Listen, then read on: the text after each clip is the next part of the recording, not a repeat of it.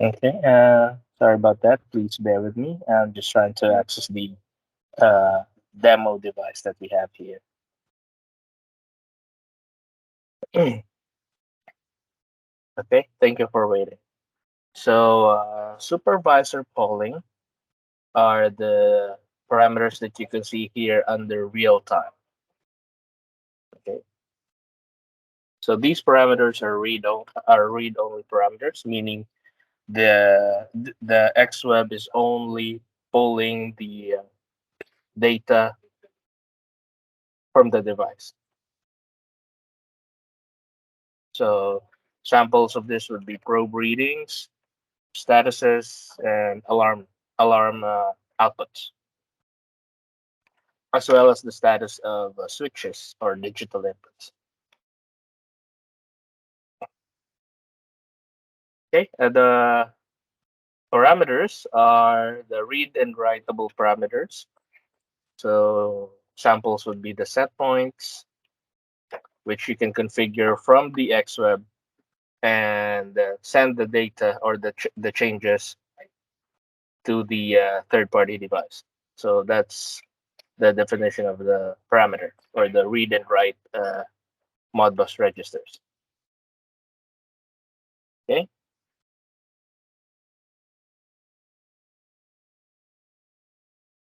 Okay. Uh, Next step would be the editing the device property. So clicking here on this icon, the hand icon or the pointer icon would show you this screen. So this would allow you to put in the family, the release number, and the EEPROM number. Dixell devices would have specific family codes, release, and EEPROM numbers. But for other third-party devices, I don't think they have these codes. So you might have to create a unique number in order to avoid confusion in the future, just in case the manufacturer decides to release a different version of the same device.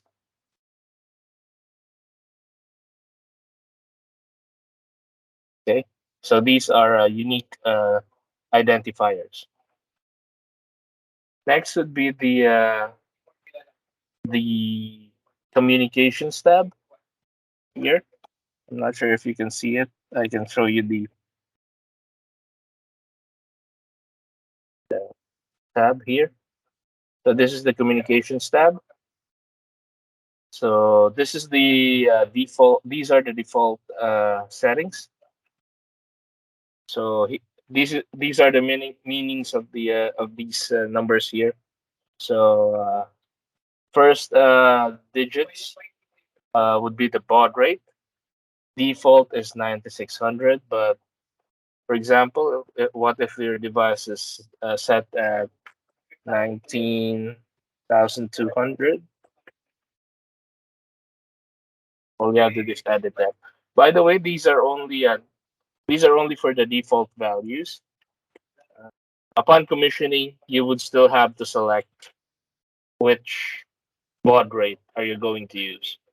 But this is just these values are just for the defaults. Okay, so N means no parity. So the other options would be E for even and O for odd parity. 8 is no is for data bits and 1 is for stop bits. I think these values are universal for Modbus devices. Eight data bits and 1 stop bit. So these are very common. Most variations would be on the first two, baud rate and the parity. And these other parameters are the defaults, the timeout and the timeout reset times. You can leave them as is unless unless specified by the third party device. So these values would be okay, but it would be best to refer to the uh, third-party devices manual.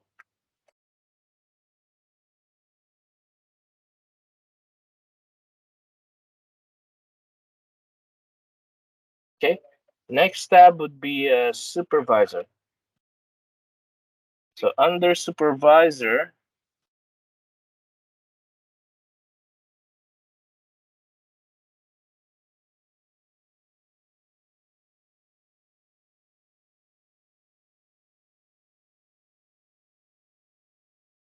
you would have these. These are the four important digits. So 1, 3, 5, 16. These are the Modbus function codes used by the third-party device.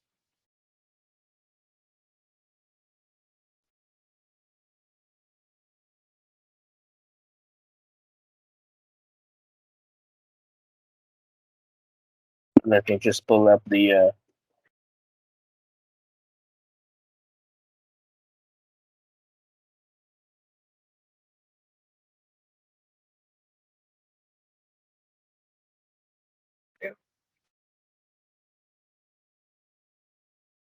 for example, the first digit is how you would read a digital value. So the default is 1, meaning it would read coil statuses.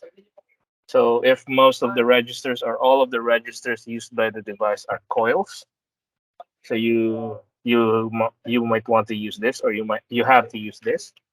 If most of the registers that you have to read are input statuses or input registers, you might have to change the command to 2. That's for the read digital command. Next digit is the read analog command. So 3, that would correspond to function code number 3, meaning read holding register. So if the analog values on your devices are set as holding registers, you have to use 3. Uh, Dixell devices would only have 2 kinds of registers. They're either coils or holding registers most of the time. But third-party devices would use input statuses and uh, input or internal registers. The next lines would be the writing values or writing commands. So it would only write, for example, number 5 is a 4 single coil or write single coil. So that means it would be forced. It would only force all of the coil values. So it would not force other registers for the digital. For analog value 16, it would preset or write multiple registers. So these are very common parameters for or Modbus commands used uh, by Dixell, but some third-party devices might use input registers or input statuses. So the first 2 digits might change. Normally, the third and fourth values are universal because only coils can be only digital coils can be written or can be configured, as well as holding registers, analog holding registers. Okay.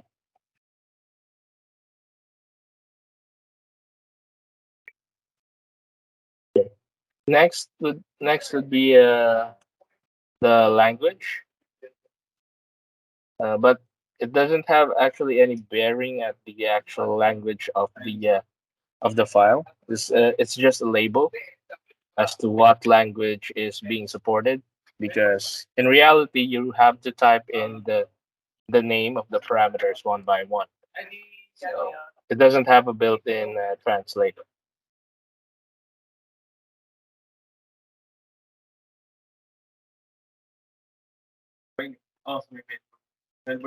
Okay. Any questions so far?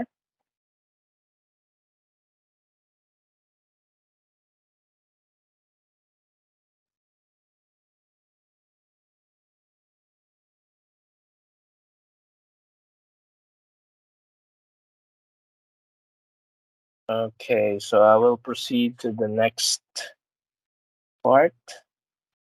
Yeah. Okay, next step, we have to create a data type group. So you have to click on the math icon to show you additional properties.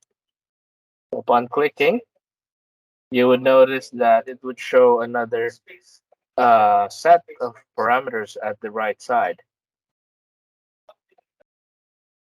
So in this example, uh, we will click on the types category, and then under data, you have to right click and select add math node.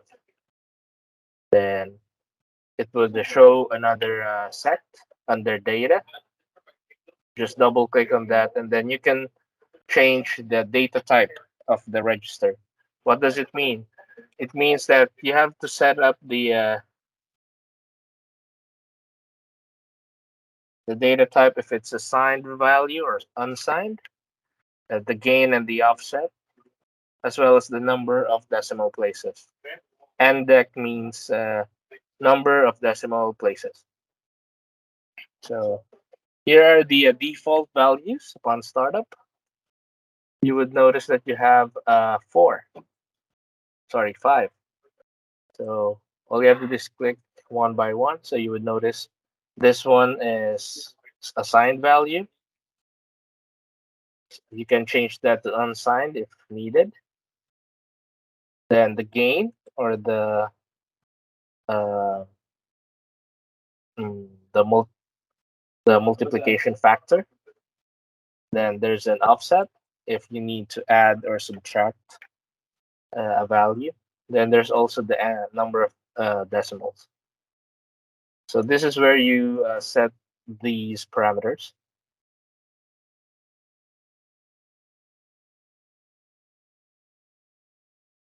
Okay. So you have a few pre-configured options, but for example, you might need an option that is not included here. So yeah, all you have to do is select data, then add math node. You might want to create your own custom-made data type.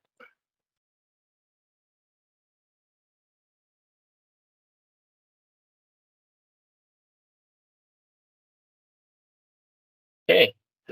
For example, you made a mistake, or you may want to delete the data type that you created. All you have to do is highlight the data type and then click on the X icon. Uh, some integrators might get confused with these, with the X icon. They thought that it would close the selection. But in order to close this selection, you have to click on the math icon and not here, because this will delete the data type.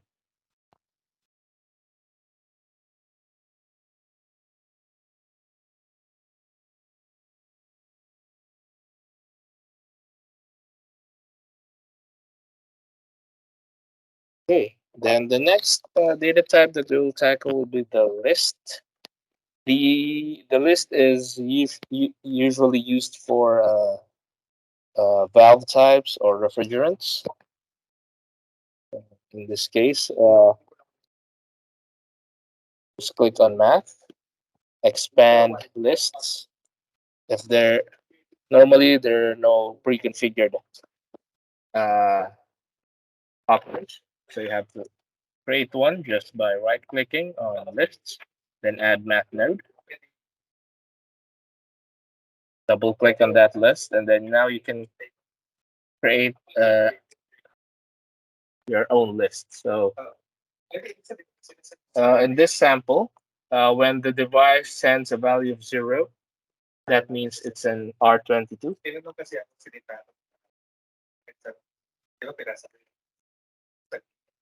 So let's just copy the list provided here.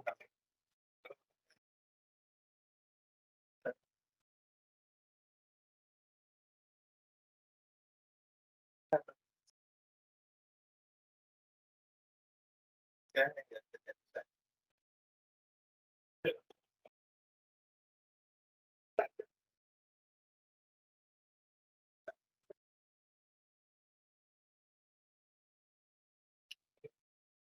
so what does this mean? So if the register sends a value of zero, it the XWeb should read a value of R22 or display a value of R22.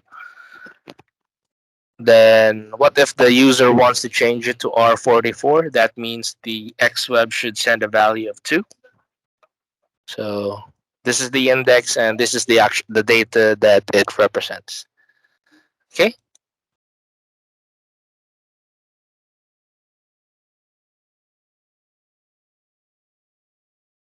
Okay.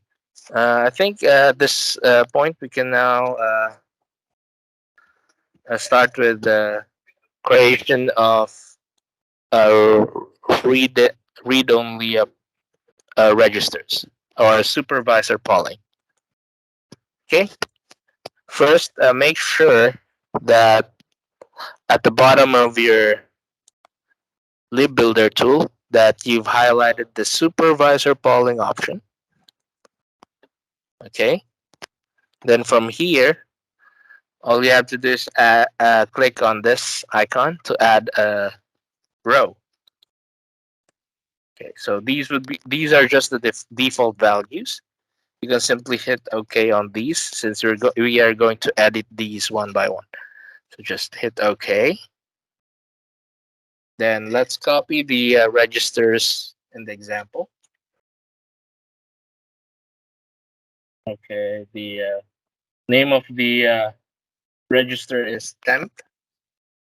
You can call this temp. The first the first column is just named label. So this is not the actual name that would be displayed on your XWeb. It would be the description.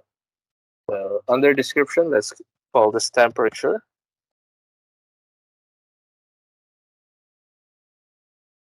Then for the group, there you have a pre-programmed option. So you cannot add anything under the group.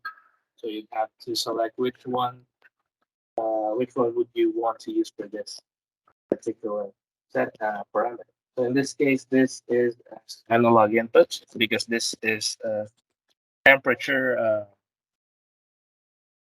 value coming from a probe. So let's call this let's put it under analog input.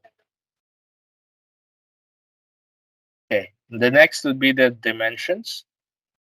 This is where you set up the Modbus address as well as the bits that are being used by this register. So in this case, the word address is labeled as 0100 and the label is hex. So you have to set it up as a hex input. Just type in 0100. Please be careful with this one because other devices might use decimal instead of hex. So just make sure that you look very carefully on your Modbus register list. Okay, so next thing that we would be looking for here would be the number of bits being used.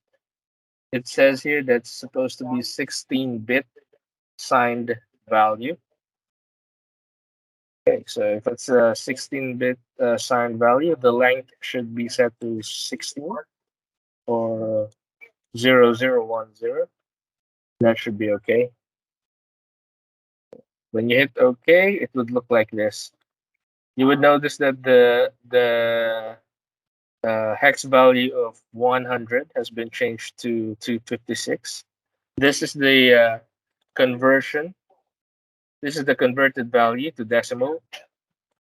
So in 10100 in hex is equal to 256 in the decimal system. After doing that, you can go ahead with the type.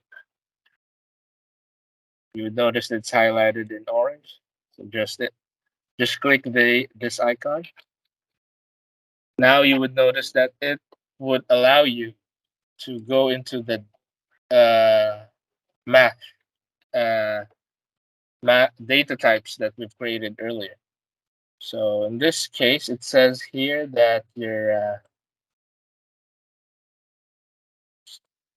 your value is supposed to be. Let's just go back a bit.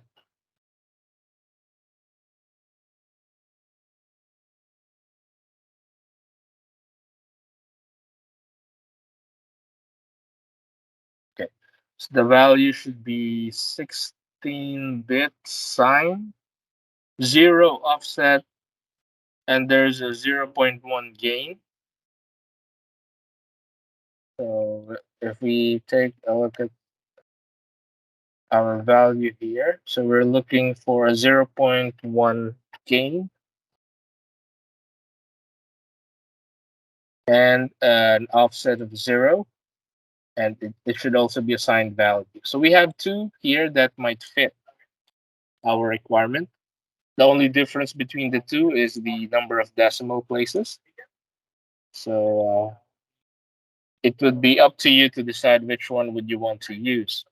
Uh, some devices might give you a decimal place, so other devices might not. In this case, the suggested value is 1 for the decimal place, so we might select that. But for example, other devices might, or other customers might want to see a more precise value, so they might require added decimal places. In those cases, you'd have to create another data type using the procedure we've encountered earlier. So in this case, let's select this one because it fits our requirement. So just hit OK. Okay, unit. You may type in degrees Celsius or C. Then you might want to leave the minimum and maximum values as is, or since these are 0 to 100, you may want to leave these as blanks.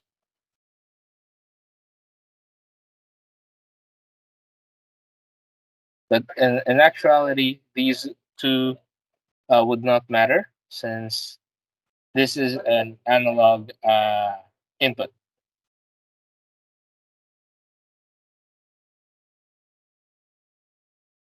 So the XWEB would only display what is being read from the device. So you may leave these as is. Next would be the data type. Data type is, since this is a 16-bit signed according to the document, then we have to select 16-bit signed.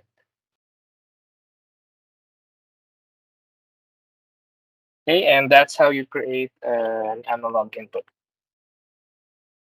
Do you have a question, by the way?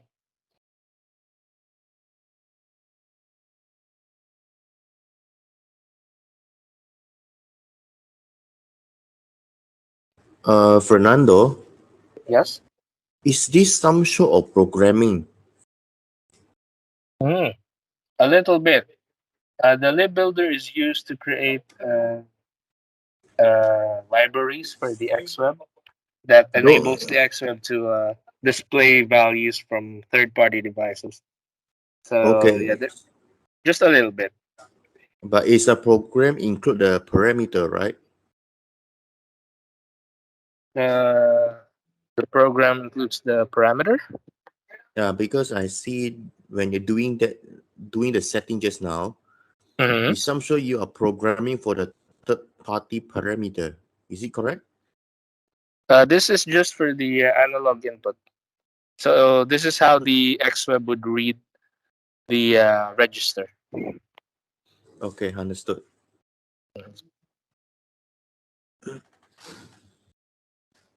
Okay. Okay. Let's proceed. So Next would be a digital input. So let's read the register here. In order to add another level or another row, you might click here, or you might simply insert another row. Okay, then all you have to do is proceed with the next uh, register. In this case, it's a generic DI pi 1. Not sure what that is, so I'll just type the label as DI pi 1. Take note that I did not put any spaces under the label. Please make sure that you don't have any spaces on the label, or it might cause an error in the XWEB. You might put the spaces here under description.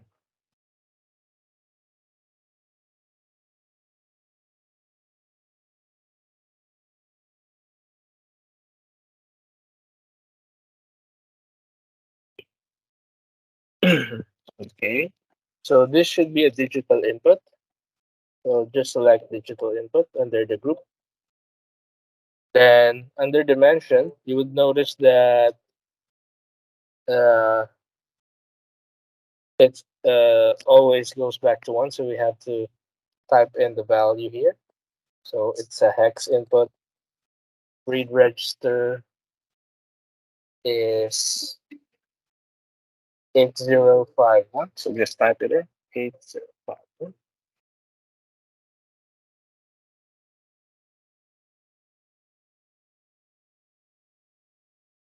Okay. And for the coil, this is a coil type of register. You would notice that it has a mask and a value. So we will put that in uh, under the byte type. But first, you would notice that if it's a digital input, the type is no longer required, because it says here type is derived by group. So if it's a digital input or a digital output, it will not be required, because the only values that would come out of a digital register would be either on or off. So there's no need to put anything in. Okay, next would be the mask and value. What does it mean? What does this mean? Mask and value are the specific bits that are being read uh, for this register. So let me just pull out my programmer calculator here. So the bits are in binary. So in this case, they say it's bit 20 or mask 20, value 20. It only means that they're reading bit 20 and expects the value 20. How does that work?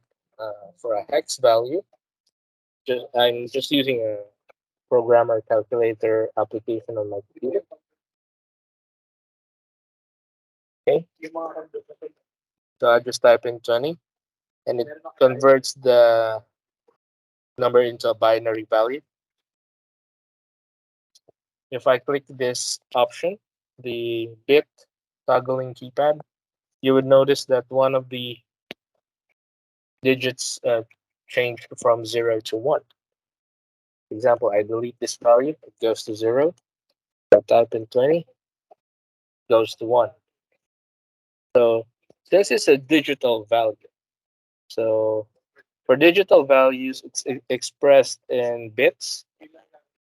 An on signal would be 1, and an off signal would be 0. So what this means is that it's looking for this specific bit to turn on for it to show a value, an on value. So It's reading 16 bits in total based on our dimension here. It's reading 16 bits in total length, but it's only looking for one particular bit. So how do we program that? We go to the byte type. That's where we type in the mask.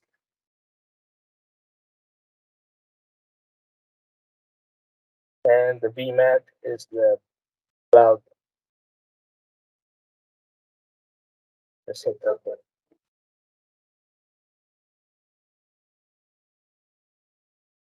So this tells the XWEB that you only have to read bit number 20. Then for digital values, normally it is set as a 1-bit Boolean value. Since you only need a 0 and a 1 to deliver a value.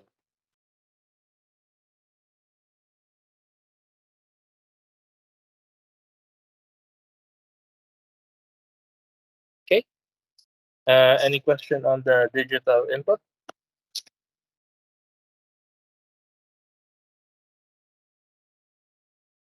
Okay, and if there's none, we will proceed with the device status. So a device status is also a digital input because it only shows you if a certain a mode is on. For example, for keyboard, if it's locked or not, if the device is on or off, or maybe the compressor is on or off. So this is what is meant by device status. So let's just create one.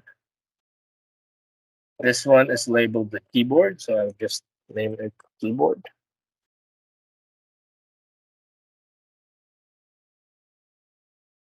So select the group status. Then the same thing for the uh, address is in hex, right? In the hex value.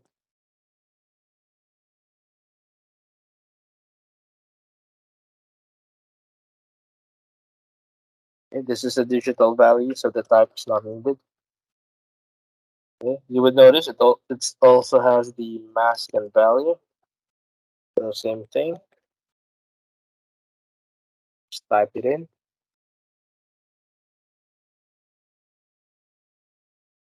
And since this is a digital value, it uses a 1-bit Boolean value as well. But in the XWEB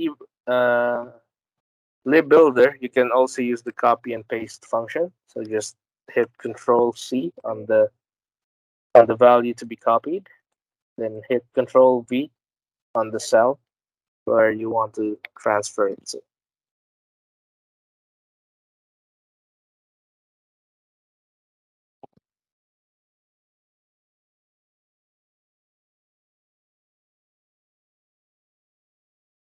Okay, so it's basically the same as the digital input setup. Only difference would be the group. On an actual XWEB, this would be the group here. So it's more of like a way to organize all the registers.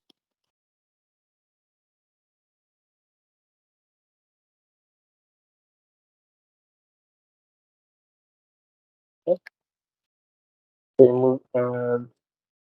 Feel free to ask questions. Okay, next would be the alarms. So alarms are also considered as digital values because it's either your system is in alarm or it's not. So alarm values are either on or off. Okay, so let's create this one. It says here error PB1.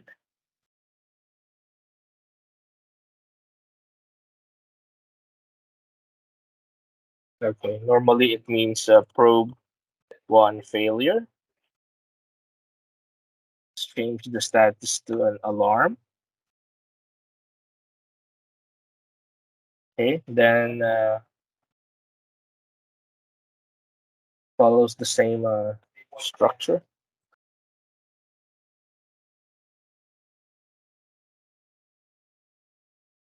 Since it's a digital value, just type in. Please take note that not all digital values might have a maximum value. If it's not shown on your Modbus document, ignore you may you might ignore these. So you might leave it as blank. Okay? It's the same 1-bit Boolean value. So that's how you set up an alarm uh, output.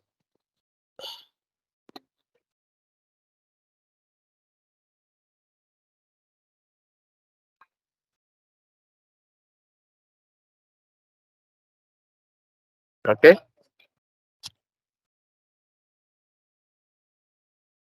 Okay. Commands. Commands are also under the or are programmed under the supervisor polling part of the screen. So let's go to the supervisor polling tab, and then let's create this command: a keyboard unlock. Unlock. So this command should force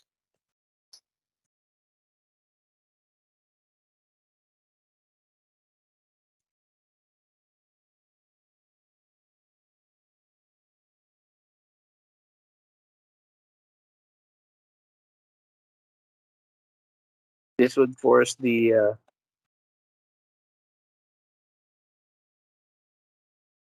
register to unlock the keyboard.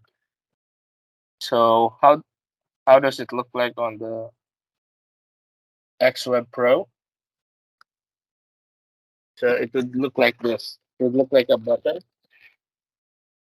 If you click one, it would force the value to turn on. For example, this one.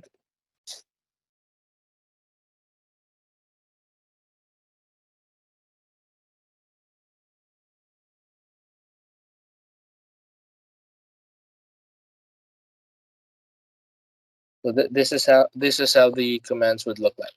So how to program one? So the Dixell devices would have a different format on how they present the commands.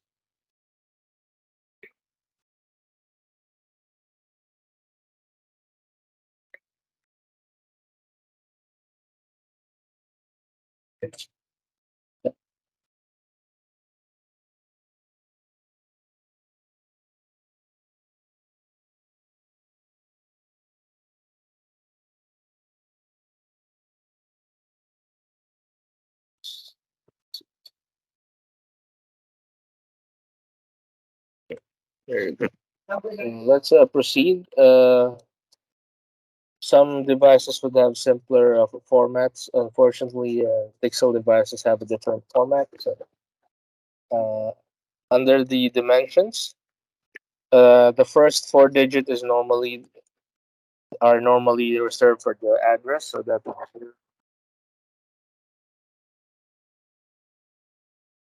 then under the type, you have two options for command. Either it's a bit or a register, meaning it's either a coil or a holding register. So in this case, we are not really sure. So at the moment, let's set it up as a register. So in order to be sure as to what type of command register is this, you'd have to refer to the actual document.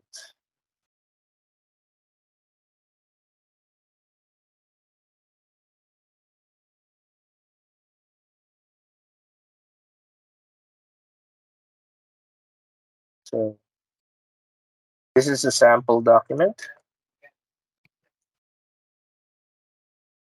So you would see that there's a writing function. So the writing function, let's say, is a 0.5.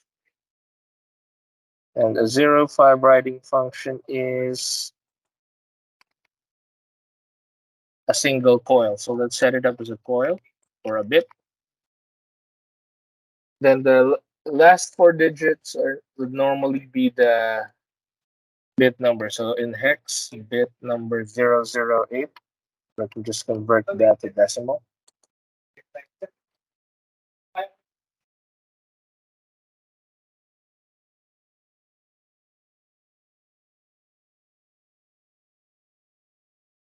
The value is 8 as well.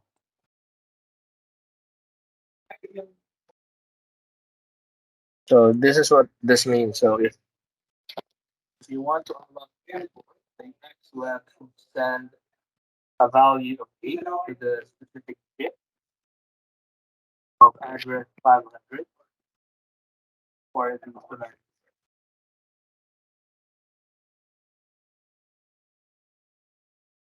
This is the Boolean command or digital command. Let's select one bit Boolean.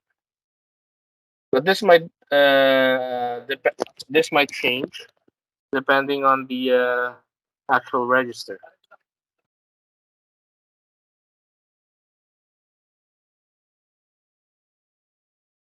Okay. So far, any questions?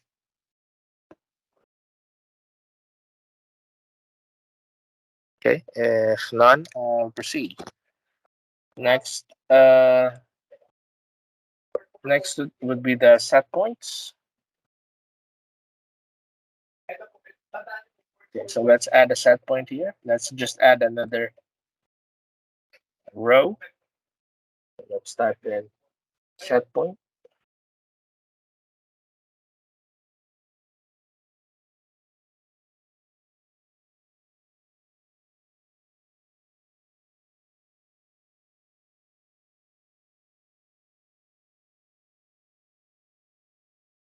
It should be under the set point tab.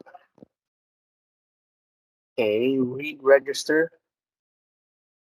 is 3044, also a hex value.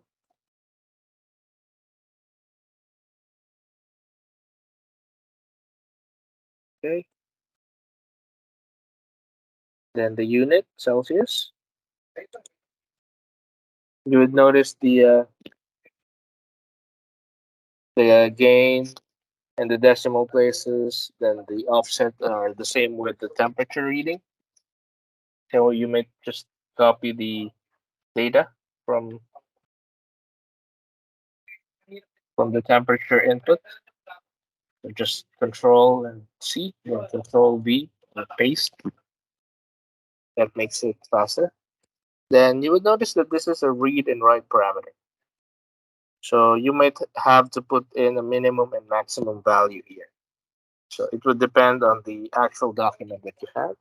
In this case, let's put in a -50 to 150. Okay. And it says here the format should be 16-bit signed. So just copy the data type.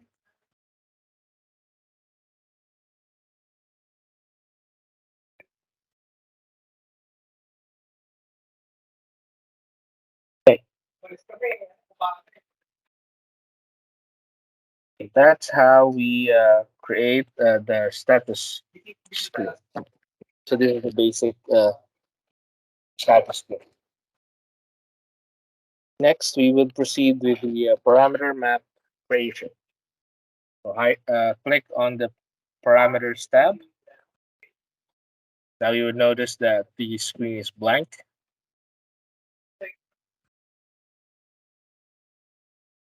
Okay, in this parameter, the sample here is the list. If you remember earlier, we created a list of refrigerants. So now we're going to use it.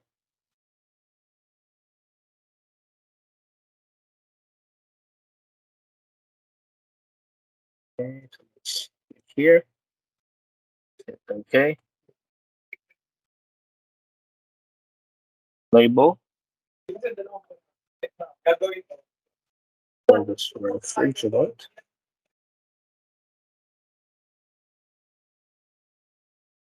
Group. You would notice that the group this time under the parameter, the groups are no longer pre-programmed. So you might type in any group that you want.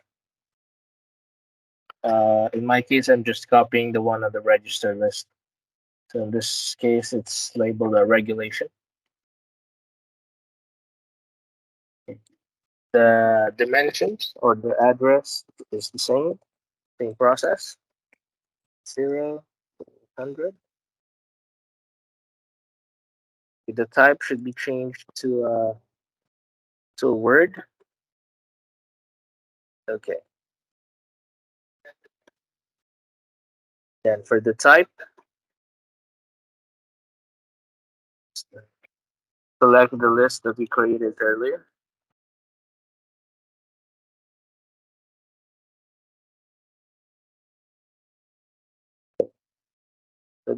These are this is the list that is provided.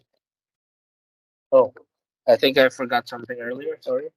The length has been provided 4-bit. So under dimension, you may want to change the type to 4-bit instead. Sorry about that.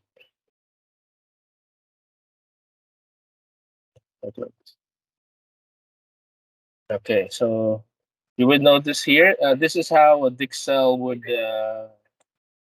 would express their list.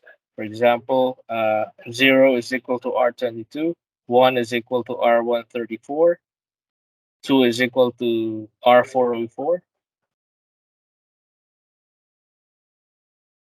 That's the list that we've created earlier. You would notice that I cannot edit these values anymore. If you want to edit these, you'd have to go through the math icon.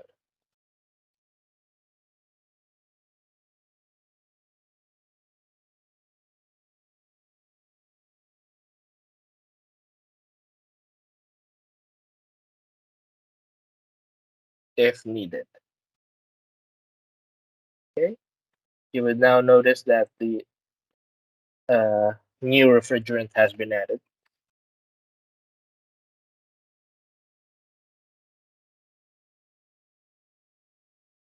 Then this is a configurable parameter, so you may want to change the RO value. RO means read only, so you have to uncheck that for it to work.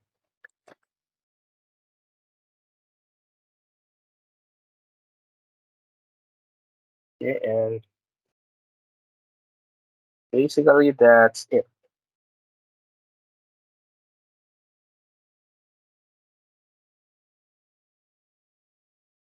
Okay, any questions?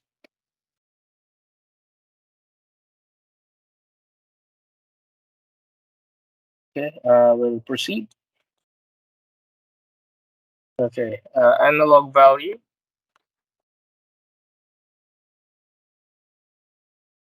We will just add this one, the set point.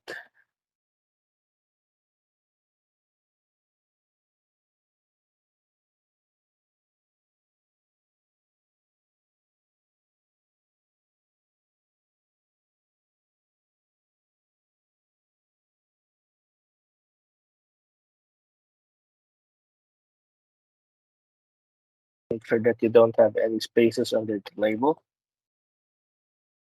Under the group, regulation. I'm just copying the settings here. The dimensions. You may use hex or decimal. Let's use decimal this time. Length is word. Okay. Okay, next would be the type. you would notice that it doesn't specifically say a 16-bit sign, but you would notice that the value might might have a negative range. In this case, the range is only 0 to 24 Celsius or 0 to 43. So that's those are only positive integers. So those are unsigned values. So let's put in.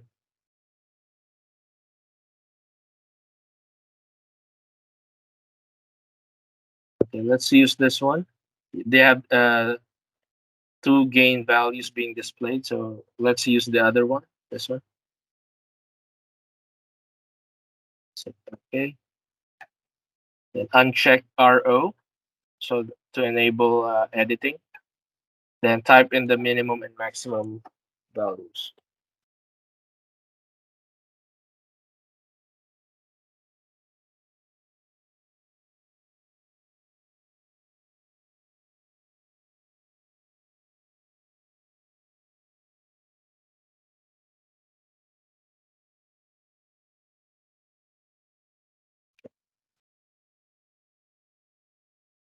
Okay, so do you have any other questions regarding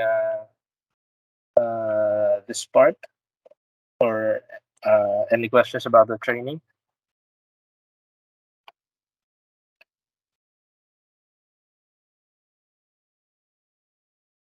Okay. If none, we will proceed now on how to upload the library to the XWEB Evo.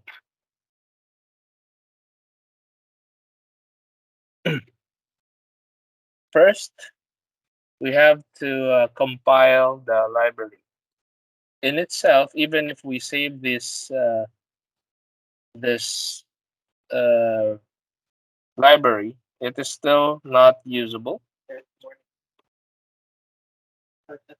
So we have to go to the device editor. Just check this. Okay. So now we will add a row. Sorry, a row here. The purpose of this is to put in a name or an identifier for the device,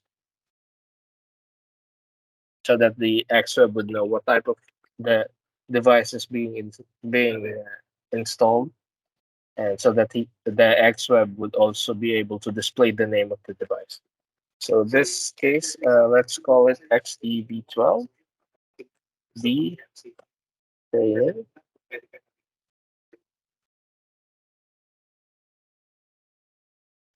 Okay, then single view. All we have to do is set it as enable. Just enable everything. Just copy and paste. For the alarm graph, this would be applicable only to the alarm register. So in this case, we only created one. That's the error PB1. So alarm graph and alarm notification, we would enable that. For the CRO, all of this should be set to read.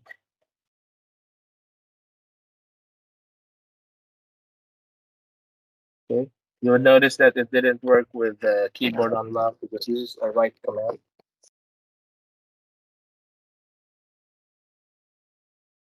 Okay. And that should be it for the device editor.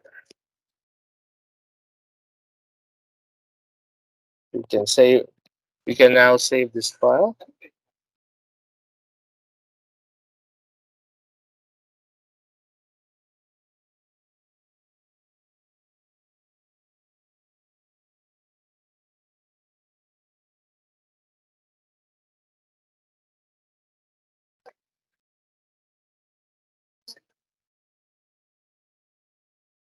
So you would notice that after saving, we would get a file with a file extension LBB. Unfortunately, that's not really useful to the XWEB at the moment. This is only useful for the Lib-builder. So in order to make this useful for the XWEB, we have to compress the file or compile the file. Sorry.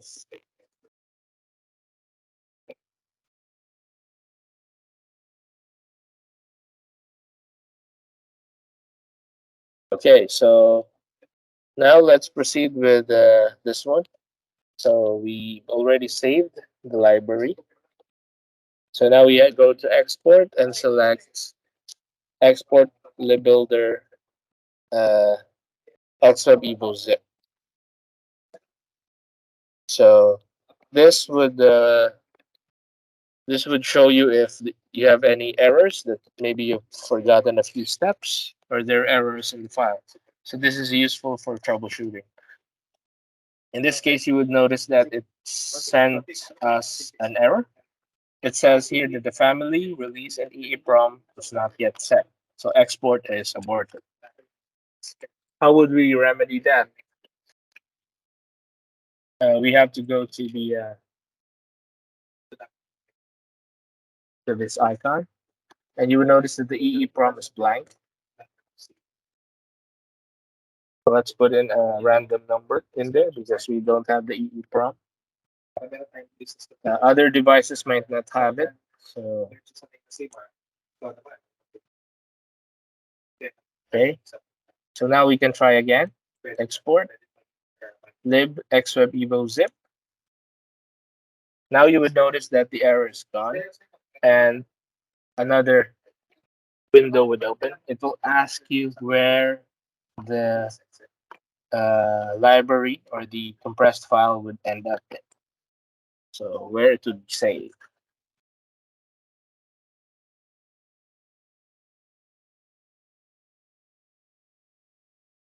Okay. So let's use this folder for example. Just hit select.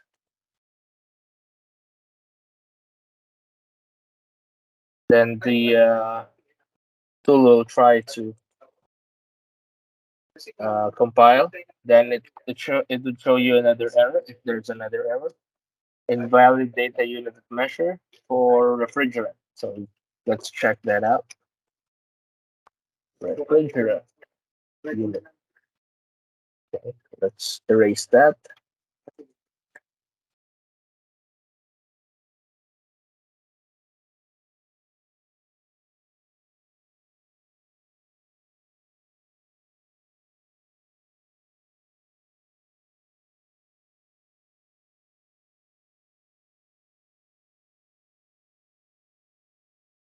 Okay.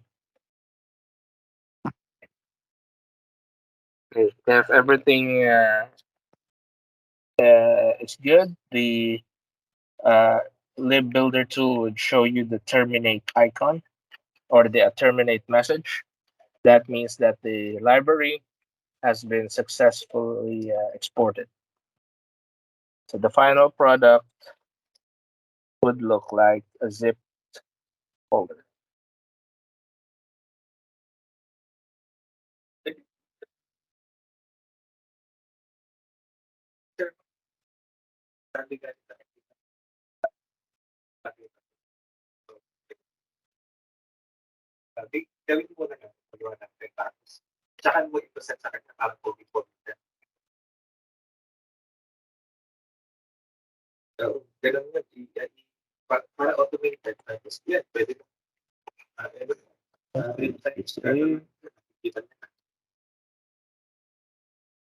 Okay,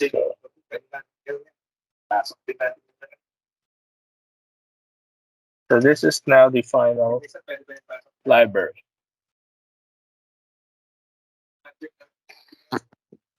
So now we can now upload it to our XWEB.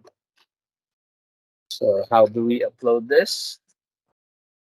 So we go to the XWEB Evo or XWEB Pro. Of course, we have to log in. Currently, I'm already logged in as the administrator. Now, the The Lib-builder files or the libraries are considered as software patches. So you upload a software patch to enable the XWEB Pro to recognize and read your registers. So now you just click on updates, select upload,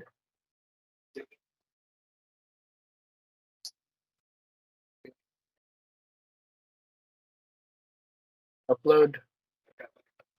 Now it would look for the folder.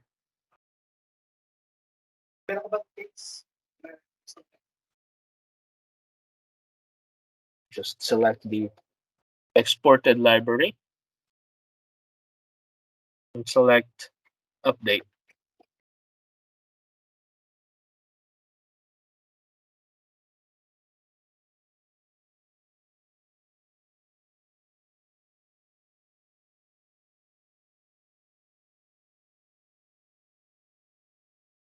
And now it shows success.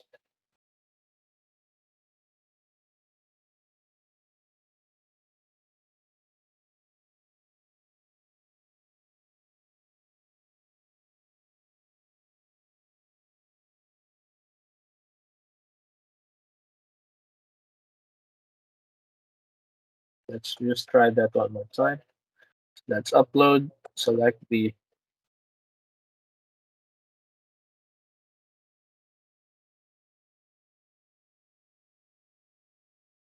labeled success. So now we can try to add the device or commission the device. So it would be under devices, then settings. Then for commissioning the device, you need to turn off the acquisitions.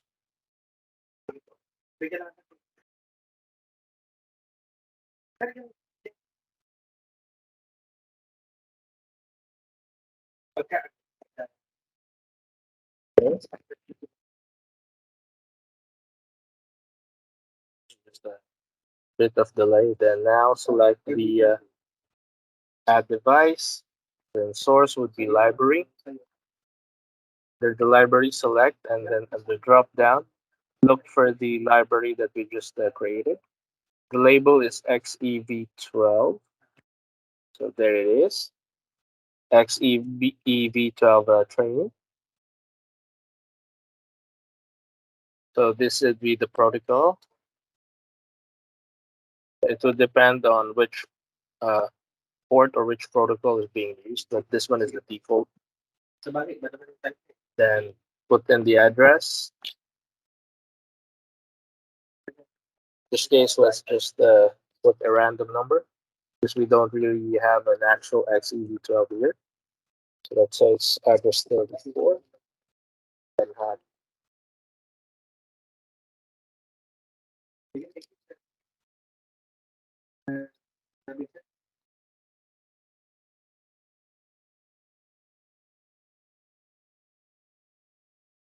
Okay. Now, under the device dashboard, you should see it under no group because we haven't assigned it a group yet. If I start acquisitions, unfortunately, since this demo XWEB Pro is uh, a demo unit currently in Italy, so we cannot really play around with it, and we cannot attach the actual device. But this is how it would look like if it's actually online. So you would see here that all of the points. These are the supervisor polling, then the command that we created earlier. Under parameters, I'm afraid we won't be able to get any of these since there's no actual device connected to the XWEB. But this is how it would normally look like. If you want it to graph other parameters, all you have to do is put a check mark on it, and it would start graphing once it gets data. Okay, do you have any questions?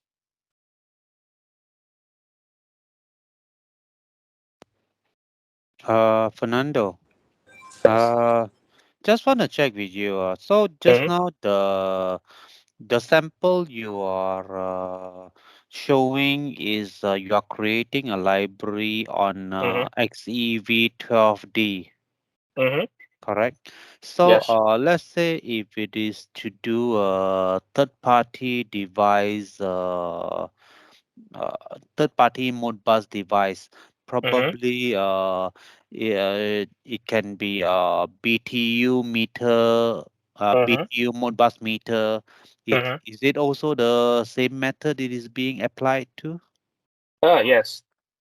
You Uh, would use the same method, same yeah, because they would use the same types of registers. The only yeah. difference would be the format that other companies would use. So Uh-huh. it might look a bit different. Uh, let's see. I have a sample Modbus register here from Dixell. So it might look like this. Uh-huh. This is a sample. So you would notice that it is laid out very clearly because it's in a table format. So other uh, manufacturers might have a different setup for the document. So this would be a sample. You'd have to read the entire document.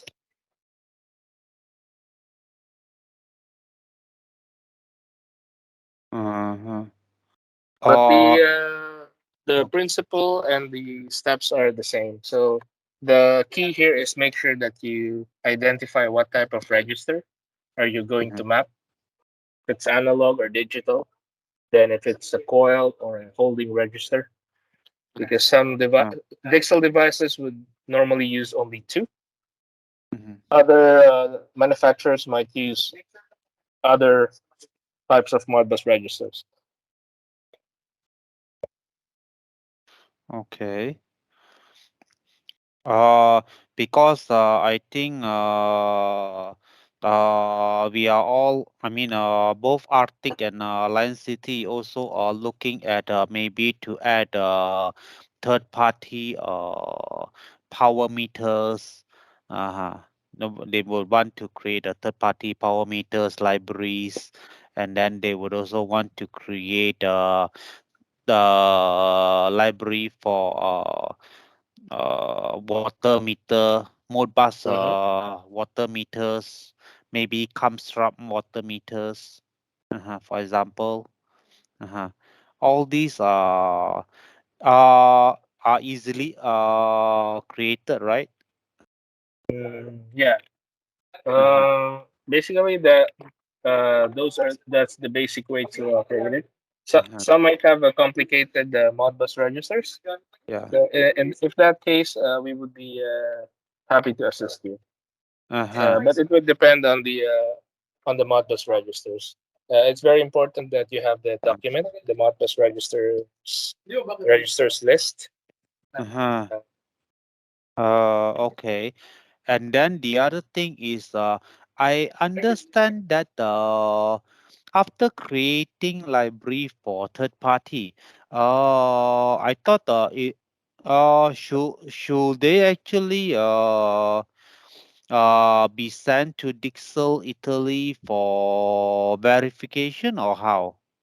Or you mm, can just use it just like that. Like just now you created for XEV12 mhm. for that one is Yeah. a Dixell device. But Yes. if it is a third party device, do they need to send to Dixell at Italy for Mm, verification on the library or something like mm. that? Uh-huh. Not really. You can after you created the file, you can already use it. Uh-huh. Uh, if you want, you can send it to Dixell so that they can keep a copy of the file just in case another customer requires it. Because Uh-huh. Dixell also has its own repository of files. I'm not sure if you have the link for that.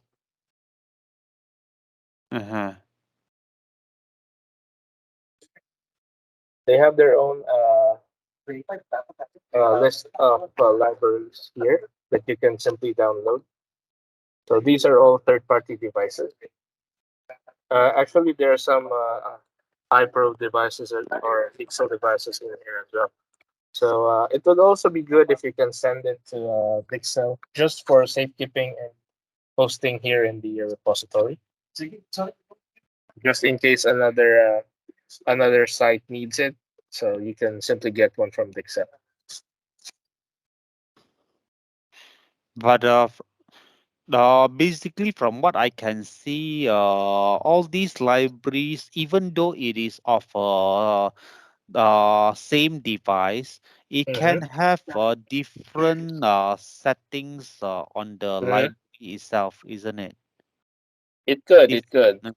uh-huh, For example, Dixell uh, devices might have the same device but different versions. yeah, So, for example, the XM678 might have a 3.4, 2.8. We have a 5.4. So, yeah, even if it's the same model, it might have a different software version. So, they might have additional registers added into it. uh-huh. But even let's not talk about the Dixell own devices. Mm-hmm. Let's talk about maybe for example you are having a power meter uh from MH power meter. Mm-hmm. Uh-huh. So if the library being created by A, is it the same with the library created by B creator, an A creator versus B creator? The library most likely will be different, right? Yeah, it depends on if they mapped all the registers and if Uh-huh. if they share the same Modbus register list. Uh-huh. If they don't share the same Modbus register list, if there are differences, then yeah, there would be they would create two different files. Uh-huh. Also, take note that it would be up to the creator of the library to select uh, which groups would be assigned. So, Yeah. for example, so there might be aesthetic differences as well Yeah. Uh-huh. between the two guys. Yeah. The aesthetic will be different. Uh-huh. But if they share the same Modbus register document, they Mhm. would have they should have the same addresses and the formats. Yeah. The naming will be different. Yeah, the naming might be a bit different if it's not Yeah. clear on the Modbus document. Uh-huh. The integrator might use his own translation or his own labeling of the Uh-huh. registers. So Uh, yeah. do you have any other samples of third party libraries rather than Dixell devices? Do you have Mm, any samples for third party libraries? okay, we have a few projects before. Mhm. Do you want to see those? Yeah, I think it will be I think Arctic and Lion City will be more interested in having third party libraries. Uh, okay. Do you want a third party library? Let me just check. Yeah. Uh, uh, I'll just look into our bucket. See. That's an iPro. Yep. Just to be honest, we only receive a few requests for XWEB libraries since there's a lot of Lib-builder software out there. So, Mm-hmm. Most of our projects are for the E2 and site supervisor, but let me take a look. Just a moment.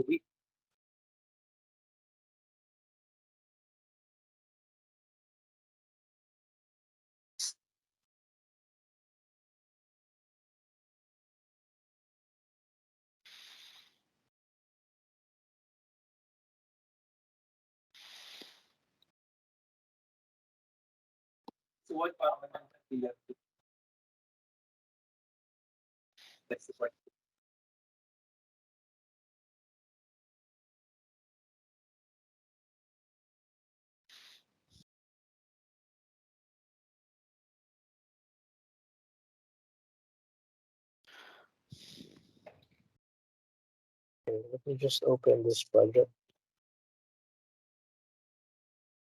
I think this one is for a Carel device.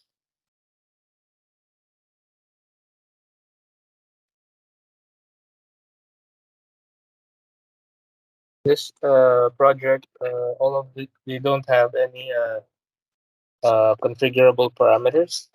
So all of their registers are under supervisor folder. So this is how it looks like.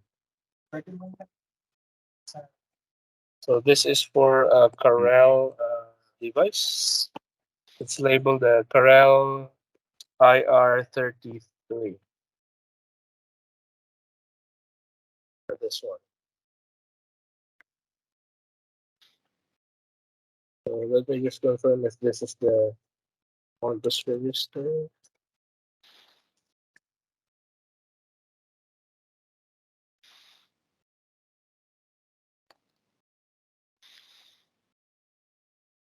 I think it's this one.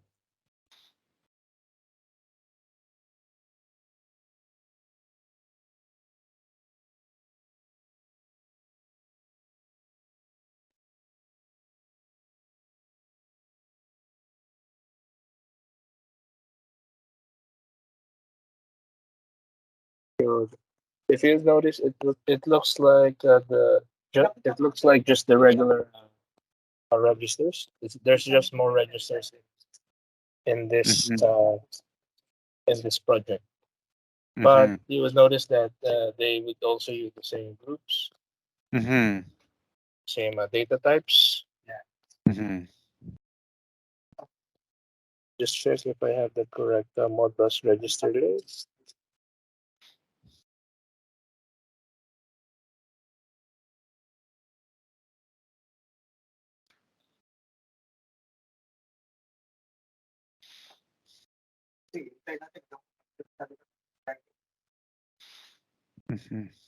Guys, puno ko lang pala. Jason, pakisuyo na lang. Para alam natin. Or, So, yeah. Their Modbus register list might look a bit different. next week? Monday hanggang Sunday.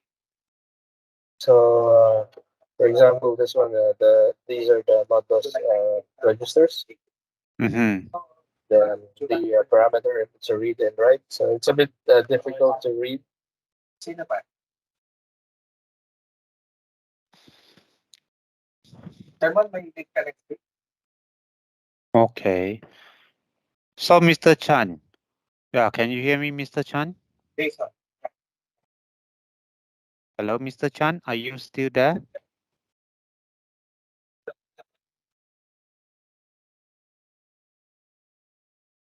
Yeah, Chan. Do you have any question for Fernando regarding this Lib-builder? Any particular request you might want Fernando to show? Sa next week.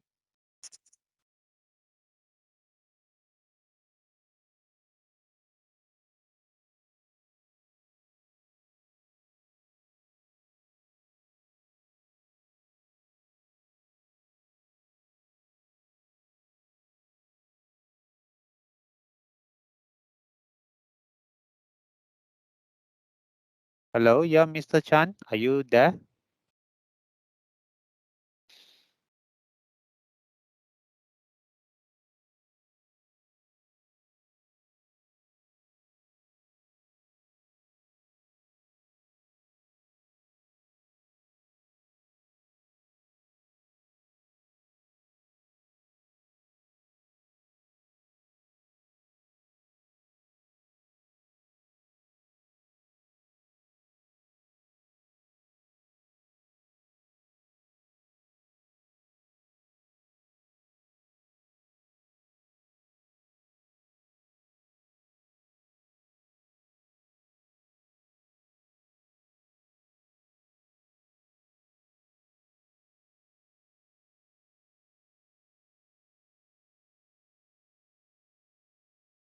Yeah, Mr. Chan, cannot hear from you.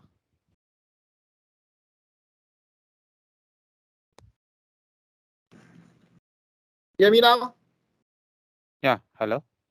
Yeah, everything is quite clear. So yeah, Uh-huh. it's almost coincide with all the Modbus register address I have get hold from my supplier. Uh-huh. So basically, any particular devices which you might have in mind to add in libraries for the XWEB Pro? Tentatively, no. I need to add in some third-party device like the water meter, power meter, yeah, and some funny controller that my user gave me. Yeah, I think that's all. So everything quite clear. This one quite standard one. Yeah, so should be easy. Yeah. Good to hear that. Uh-huh. Yeah. Leon, at your side, any particular concern? I see those like a bit more to programming lah, I see, for this library builder. Uh-huh. But this will be on the integration, especially on the third-party devices like the power meters and the water meters, maybe. So, will your site be, will it be useful for your site as well? You're not sure yet for time being. But I Yeah, just want to ask, in case in future, in case we need it, let's yeah. say I programming, is it possible I send for you or and Manila like that to verify for me?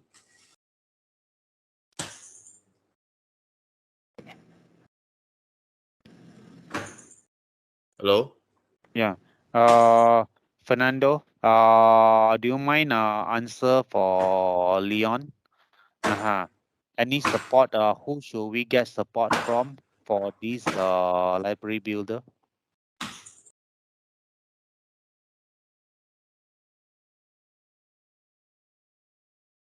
Yeah, Fernando.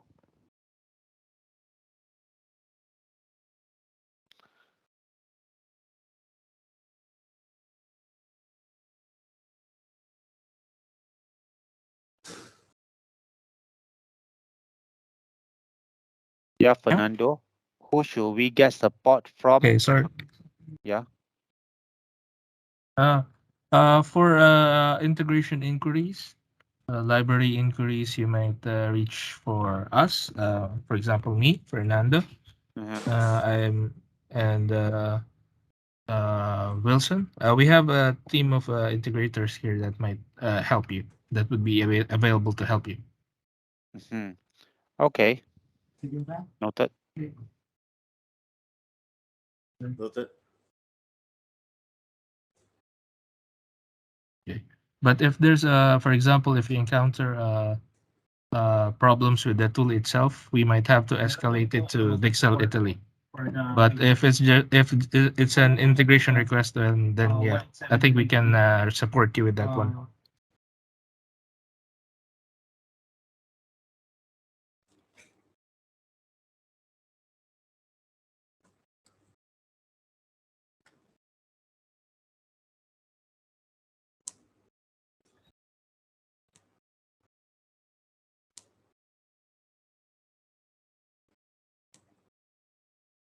Okay, any more questions?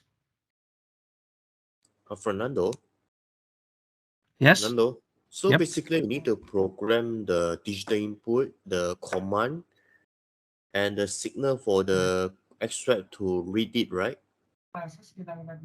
Sorry, can you repeat that one more time? Thank you. Because basically, I see the way how you program just now. Mm-hmm. You're programming the command, digital input, is it correct? Uh-huh. And then is the, I think it's some sort of connection between XWEB and the library. Is it real? The XWEB and the library. Yes, the library is more of a patch that you put into the XWEB to enable it to read or send the commands to the device. As long as the So- device is connected through Modbus, that should work. So mean different third party device will be different setup, right? You mean on wiring? I mean the programming. Programming. Yes. They might have a different programming setup, but as long as the registers are correct, it should work. It should work as long as the registers are correct. Okay. So I think in future, if we need it, maybe we will need a bit of your support lah. Dapat natin lagyan, balik mo doon. Kasi pagkasalan mo dyan at pinost mo, mag-i-email yung database ng customer, di ba? Close mo na. Pag-complain yun, kasi ang completion dapat natin pasawaran to the department. Kasi di ba tayo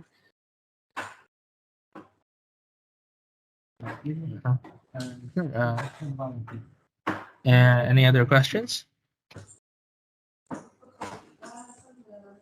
No, I'm good.